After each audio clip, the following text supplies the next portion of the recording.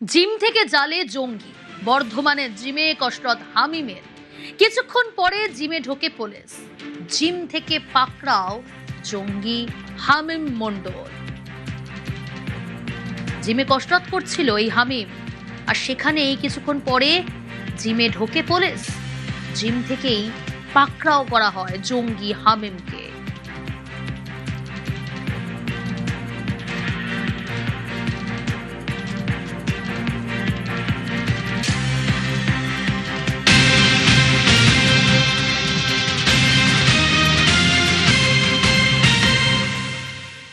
জঙ্গি নিশানায় মুখ্যমন্ত্রী, বর্ধমান থেকে গ্রেফতার জঙ্গি হামিম।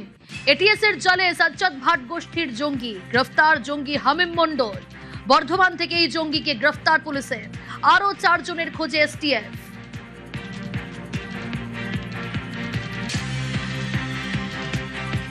জঙ্গি নিশানায় মুখ্যমন্ত্রী, এটিএস এর জালে সাজ্জাদ ভাট গোষ্ঠীর জঙ্গি হামিম।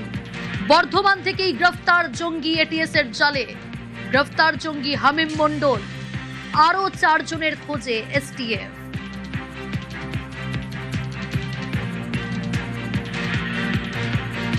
তথ্য পাচারের কাজ করছিল এই জঙ্গি হামিম। চাঞ্চল্যকর তথ্য এসটিএফ এর হাতে। মুখ্যমন্ত্রীর গতিবিধির উপর নজর রাখছিল হামিম।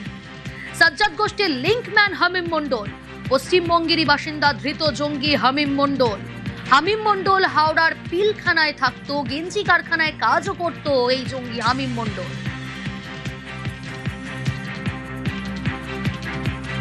তথ্য পাচারের কাজ করছিল জঙ্গি হামিম।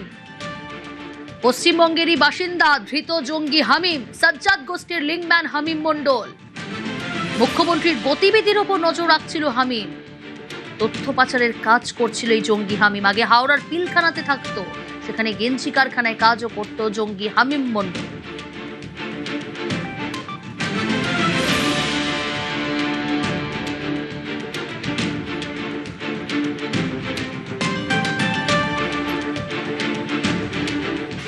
সাজ্জাদ ভাট গোষ্ঠীর জঙ্গি এই হামিম মণ্ডল।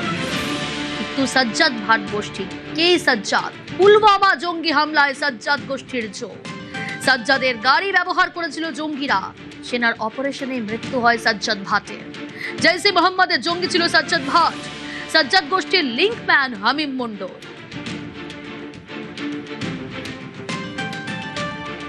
সন্ত্রাসবাদ জিহাদ কিন্তু নির্মূল হয়নি। 15 বছরে তৃণমূলের তত্ত্বাবধানে যেরকম ভাবে চাষবাস হয়েছে জিহাদিদের ওভার দ্য গ্রাউন্ড সাপোর্টার, এইটা কি ওভার দ্য গ্রাউন্ড ওয়ার্কার্স, এদের যদি নির্মূল করতে না পারি এরকম ঘটনা ঘটতেই থাকবে। ভারতীয় সেনা এবং ইন্টেলিজেন্স যেরকম ভাবে যৌথভাবে কাশ্মীর ভ্যালি থেকে এই over the ground workers OGW দের নির্মূল করেছে, কারণ এরাই সাপোর্ট যোগায়। কিন্তু প্রশ্ন হচ্ছে একটা বিলাসবহুল অ্যাপার্টমেন্টে মন্ডল ভাড়া কি করে নিয়ে নিল? সেখানে পুলিশ ভেরিফিকেশন হয়েছে, সেখানকার লোকেরা জানে সম্পর্কে সমস্ত তথ্য, আর যদি তাই থাকে সে তথ্যগুলো সরবরাহ করেছে কারা?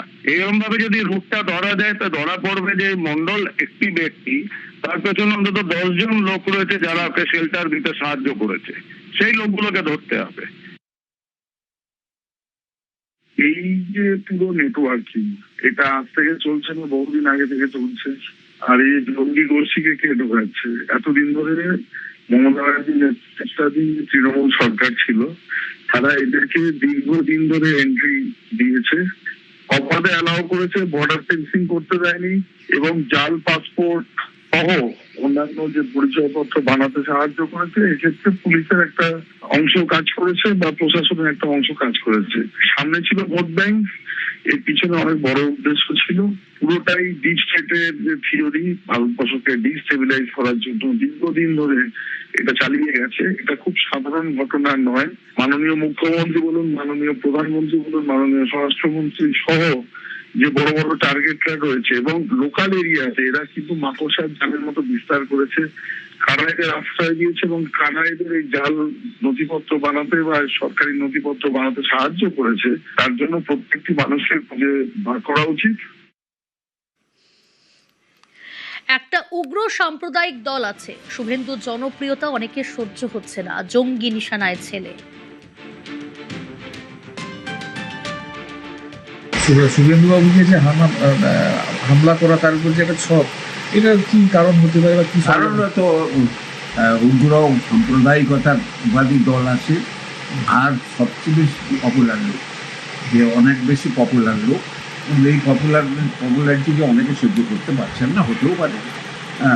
তা দেখছে সিক্রেট সার্ভিস, তারা তৈরি করে দেখছে এসব। না, দুর্নীতি ধরা পড়বে এটা আমরা 3 মাস আগে থেকে জানতাম।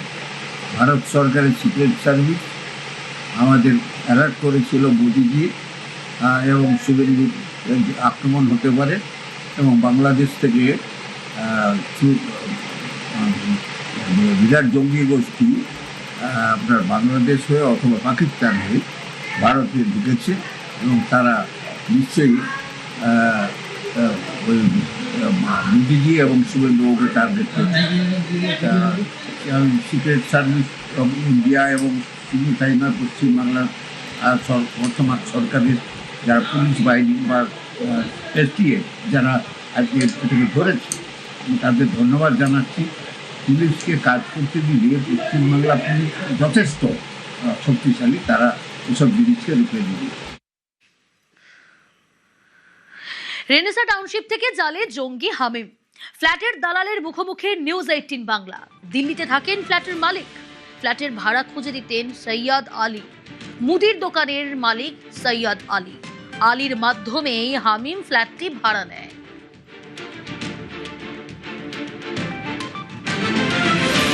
এই যে জঙ্গি ধরা পড়লো, এদেরকেও আপনি দেখে দিয়েছিলেন? দেখুন, যিনি ধরা পড়েছেন ওনাকে তো আমি ভাড়া দিইনি, ওনার বাবাকে ভাড়া দিয়েছি। যিনাকে আজকে পুলিশ অ্যারেস্ট করে নিয়ে গেছে, ওনার সঙ্গে এগ্রিমেন্ট হয়নি, ওনার বাবার সঙ্গে হয়েছে এগ্রিমেন্টটা। আর এক কাকা এখানে থাকেন, সেই কাকার সঙ্গে আমাদের ফ্রেন্ডশিপে বাটে তার ওঠা বসা, সেই সোর্সে তো কাকা বলেছিল যে আমার ভাই থাকবে, আমি ভাড়া দিলাম। তো কি করতো বলতো বাবা, কি বলে? আমার ভাইয়ের কাছ থেকে যেটা শুনেছিলাম যে উনি একটা প্রাইভেট এতে কাজ করেন, কোম্পানি। আচ্ছা, কত টাকা ভাড়া? অ্যাপ্রক্স দেখে বলতে 11-12 হাজারের মধ্যেই, এর বেশি না। এই যে একটা মেহেটা, হ্যাঁ, যার বাড়ি, তা তিনি কোথায় থাকেন? দিল্লিতে থাকেন এখন। দিল্লিতে? হ্যাঁ, ওনার ভাই থাকেন বর্ধমানে। আচ্ছা, ওনার সঙ্গে আমার পরিচয়। এই যে ভাড়া দেওয়ার ক্ষেত্রে কোনো ডকুমেন্টস নেওয়া হয়? এগ্রিমেন্ট হয় আর একটা পুলিশ ভেরিফিকেশন হয়, সেটা মালিক পক্ষরা করে নেয়। তো ওনাকে দিল্লি থেকে এসেছিলেন? সেটা আমি আর বলতে পারবো না। কতদিন হলো এখানে ছিল? এপ্রিল, মে, জুন, জুলাই, মে মাসে এসছেন। আমার একটা গ্রসারি শপ আছে। আচ্ছা, সেই সূত্রেই আপনাকেই অনেকে বলে দেখে দিতেন? সবাই নয়, যেগুলো আসে আমাদের কাছে সেগুলো করে দিই। এতে কি আপনাদের কমিশন কিছু থাকে? কমিশন পার্মানেন্টলি থাকে না, 1000-2000 যেটা হয় সেটাই। আপনি ভাড়া দেখে দিচ্ছেন, একটা দায় তো আপনার উপর আসছে। অবশ্যই দায় থেকে যায় আমাদের একটা। এবারে আমরা জাস্ট মালিক পক্ষের সঙ্গে মিলিয়ে দিই। না, আমার সঙ্গে বলতে সেটা থাকতো না তো এখানে, কোথায় থাকতো? তো কলকাতায় থাকতো। বর্ধমানের বিলাসবহুল রেনেসা টাউনশিপ থেকে জালে ধরা পড়েছে জঙ্গি। প্রশ্ন হলো, কেন এমন টাউনশিপের ডেরা তৈরি করলো জঙ্গিরা? স্থানীয়দের একাংশের দাবি, এর পিছনে রয়েছে রেনেসা হাউজিং এর নিরাপত্তার ফাঁক। কারণ গুলি থেকে চুরি গত কয়েক বছরে বারবার খবরে শিরোনামে উঠে এসেছে বিলাসবহুল রেনেসা টাউনশিপ। উঠেছে নিরাপত্তা নিয়েও প্রশ্ন। আবার একাংশের মতে বিলাসবহুল হওয়ায় এই টাউনশিপে নজরদারির অভাব ছিল, ফলে আড়ালে থাকা যাবে এটা বুঝেই কি এই হাউজিং এ ডেরা বেঁধেছিল জঙ্গি হামিম? এখানকার বাসিন্দা হিসাবে এটাই বলবো যে আমরা ভয়ে আতঙ্কিত। এটা সম্পূর্ণ দায়িত্ব সাচি কর্তৃপক্ষের। কারণ সাচি কর্তৃপক্ষ যাকে ভাড়া আনছে, মানে ওদের দালাল, সে দেখেনি ডকুমেন্টস, কেন দেখেনি, কেন এরকম লোকে ভাড়া কমিশনের জন্য নিয়ে এলো? এখানে কি মানে এই যে কে ঢুকছে না বেরোচ্ছে কোনো রেজিস্টার মেনটেন হয়? বলে হয়, কিন্তু অ্যাকচুয়ালি মনে হয় এতটা হয় না। আমাদের স্মার্ট হোমে সিকিউরিটি পোস্ট থাকে, রেজিস্টার মেনটেন হয়। কিন্তু ডেলিভারি যে উপনগরীতে ঢোকার মুখে তো আমরা ঢুকে পড়লাম, কেউ তো কোনো বাধা দিল না। নিশ্চয়ই আপনার কোন গেট দিয়ে ঢুকেছেন? 1 নম্বর গেট দিয়ে হলে আপনাকে আটকাবে, অবশ্যই আটকাবে, সিকিউরিটি থাকে। 1 নম্বর গেট দিয়ে আটকাবে। আর একটা গেট এটা সবাই তো জেনে ডিউটি করি ওই রকমই। আপনারা নিরাপত্তা নিয়ে তো খুবই চিন্তিত? খুবই চিন্তিত, এটা তো আমরা 1000বার বলবো। ভালো স্টেপ নেওয়া উচিত যাতে এরপর ভবিষ্যতে না হয় এরকম। যেখানে দাঁড়িয়ে আছি এটা হলো রেনেসা উপনগরীর 3 নম্বর গেট দিয়ে ভেতরে ঢোকার রাস্তা। সামনেই রয়েছে নার্সিংহোম, স্কুল এবং এরপরে একটা চেকপোস্ট দেখা যাচ্ছে। এবং আমরা যেটা দেখলাম যে এখানে কিন্তু কোনো রকম কোনো গাড়ি থামিয়ে চেকিং বা কোনো রকম তাদেরকে তল্লাশি নেওয়ার কোনো ব্যবস্থাই কিন্তু এখানে নেই।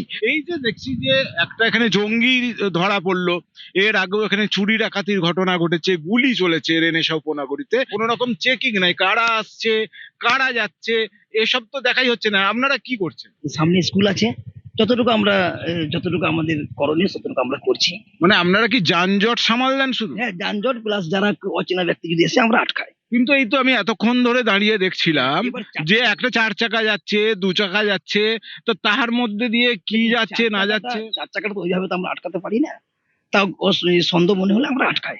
এমনিতে তো দেখলাম এতক্ষণ দাঁড়িয়ে কোনো রকম রেজিস্টার মেনটেনের কোনো ব্যাপার নেই, তবু একটা দেখা যাচ্ছে এখানে হয়তো রেজিস্টার আছে। এটা দেখা যাচ্ছে 30 তারিখে খান দশেক হয়তো কি এটা এগুলো ওয়ার্কিং যে কাজের মাসিকগুলো সব যায়। কাজের মাসি যারা যাচ্ছে আসছে তাদের ওয়ার্ক যারা করছে তাদের নাম আছে, কিন্তু কোন গাড়ি যাচ্ছে না যাচ্ছে সেসবের না, হ্যাঁ, যতটা আমরা 30 তারিখ একটা 2 জন 3 জন মানে কাজের মাসিরা কারা মাসি এসেছে বা অচেনা ব্যক্তি হলে আমরা কাজের যারা তাদেরকে লেবার আছে তারা তাদের এন্ট্রি করছে। হ্যাঁ, এখানে যদি রেন্টি যারা থাকে, হ্যাঁ, অনেক আমরা অসুবিধা হলে আমরা আটকাই না তা বলবো। কিন্তু রেজিস্টার মেনটেন দেখলাম হয় না, কোনো গাড়ির রেজিস্টার মেনটেন নেই। না না, ওই 4 চাকাগুলো যদি অসন্দেহ মনে হয় আমরা সেটা করি। সব মিলিয়ে নিরাপত্তা ঢিলে ঢেলার যে অভিযোগ এলাকার বাসিন্দারা করছেন এবং তা কিন্তু যথেষ্টভাবেই প্রমাণিত হচ্ছে, ছবি সেই তথ্যই উঠে আসছে। সেই সুযোগটাকেই কাজে লাগিয়ে এখানে বাস করছিল জঙ্গি হামিম। ক্যামেরায় সন্দীপ পালের সঙ্গে শরদিন্দু ঘোষ, নিউজ 18 বাংলা, বর্ধমান। রেনেসা টাউনশিপে পুলিশ আউটপোস্টের দাবি দীর্ঘদিনের। কাজ শুরু হয়, উদ্বোধনও হয়, কিন্তু তৃণমূল জমানায় সেই কাজ বন্ধও হয়ে যায়। এখন তা আগাছার জঙ্গলে ঢাকা।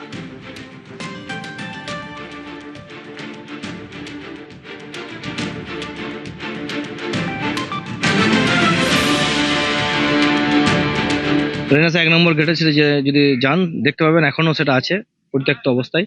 সবকিছু অ্যারেঞ্জমেন্ট করা আছে, ঘর হয়ে আছে, পুলিশ একদিন উদ্বোধনও হলো, তারপর হঠাৎ কেন বন্ধ হয়ে গেল সেটা আর জানা নেই। অবশ্যই এর আগে দেখবেন যে রেনেসা চুরি হয়ে যাচ্ছে, কখনো ডাকাতি হয়ে যাচ্ছে, তারপরে এই আজকের যে ঘটনা, এটা তো আরো একটা আতঙ্কের ব্যাপার।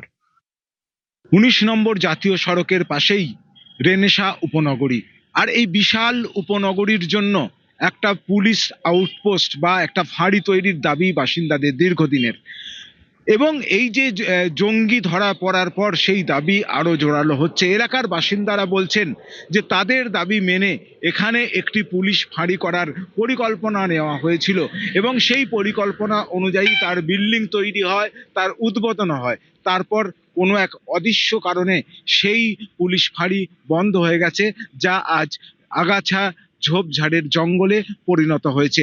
বাসিন্দারা বলছেন যে যদি এই পুলিশ ফাঁড়ি বা আউটপোস্ট তাকে সেটা অ্যাক্টিভ থাকতো, তাহলে অন্তত অনেক অসামাজিক কাজ বন্ধ হতো এই রেনেসা উপনগরীতে। এখানে হয়তো জঙ্গি ঘাঁটি গড়ে উঠতো না। ক্যামেরায় সন্দীপ পালের সঙ্গে শরদিন্দু ঘোষ, নিউজ 18 বাংলা, বর্ধমান।